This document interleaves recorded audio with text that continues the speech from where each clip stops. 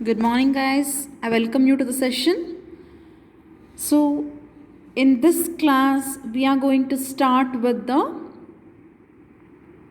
fourth unit, that is dividend policies. Okay, so here dividend policies and dividend theory. So, in that, before we proceed with this, I would like you guys should understand few things. Okay, so this is in this unit, fourth unit, the theory and the problems are given equal importance. Okay, in fact, the theory is more than the problems in the fourth unit. So you have to understand different theories that what it is there, and you should be able to demonstrate it. Okay, so anyway, I will be sharing the study material also with you in the WhatsApp. So please prepare theory and both problem. Okay, so here let's try to start with the dividend decisions or dividend policy. Okay, so what is dividend policy? What is dividend? First of all, dividend is the amount, dividend is the amount or the profit earned by the company after tax and which is distributed to the equity shareholders. Profit after tax which is distributed to the shareholders of the company is called as a dividend, right? So in this dividend policies or in the theory, it is subdivided into two parts. Okay, so one is into the irrelevance theory and other one is into the relevance theory. So in again these two theories, that is irrelevance theory and relevance theory, let's try to understand. This irrelevance theory means that the theory is irrelevant, the dividend is irrelevant. Okay, the dividend is irrelevant whether you pay the dividend, whether you don't pay the dividend, that is not going to affect the company's stock price or either cost of capital or even the capital structure. Whether you pay the dividend or don't pay the dividend, it is not going to have the any relevance on the stock price. So that is called as a irrelevance theory. In irrelevance theory, again it is classified into M&M theory or M&M hypothesis. What is this M&M theory?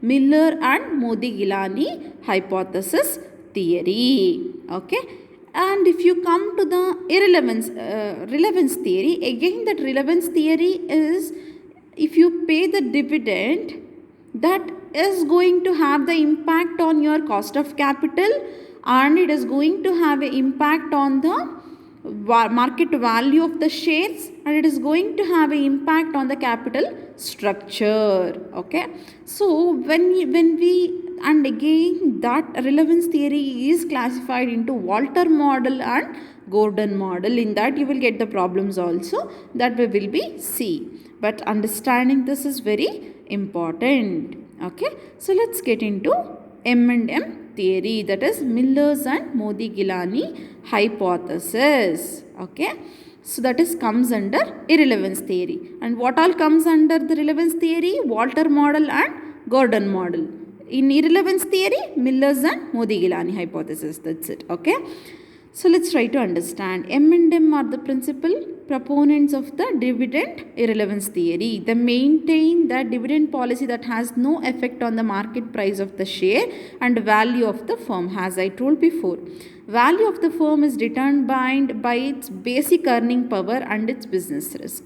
So here what they believe in the irrelevance theory is, if the company is earning better and if the company is performing better, that is only because of its earning power and business risk and it is not because of the dividends. In other words, they argued that the value of the firm depends solely on its earning power and is not influenced by the manner in which splits its earning between the dividend and retained earnings. Okay, so there are a few assumptions for the M&M theory. Okay, because these theories are not natural, this is the man-made, right? Some people have come to these theories, so that's why always it should be based on the certain assumptions. Let's try to understand the assumptions.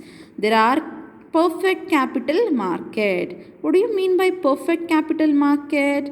perfect capital market means where investors behave rationally and information is freely available. Everybody is equally available to all kind of information free of cost, and there is no transaction cost, which is not possible in the real market. Securities are infinitely divisible. There is no single investor large enough to affect the market price of the share. This is the assumption.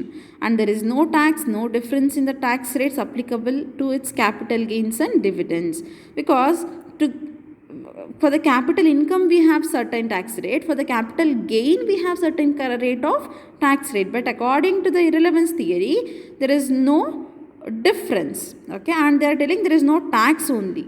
And a firm has the fixed investment policy. That means that everybody, if they want to invest, everybody is borrowing through the equity only. There is no debt. Okay, and there is no risk or uncertainty. See, uncertainty is something which is associated with every human being and even with the companies and the organization and even with every task. But what they are telling is, according to the M&M theory, it is uncertainty is not exist, which is not possible, because let's take the example of this COVID-19 only. We have never thought that we will be doing the classes online and we will not be coming to the physical contact with any of the students, right?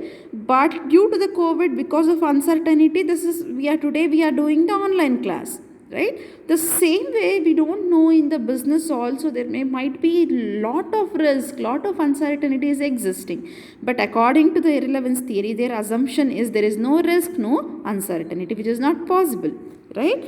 And there are few drawbacks, okay, for this M&M theory, which is first one is no tax and no transaction, which is not possible in the real market. There is no risk, which is not possible in the real market, right? So this is what the argument which people do for accepting this assumption. Okay, I will be sharing the study material in the WhatsApp group. Okay, so start preparing for the examination. Thanks for watching the video. Let's continue the next part in the upcoming video.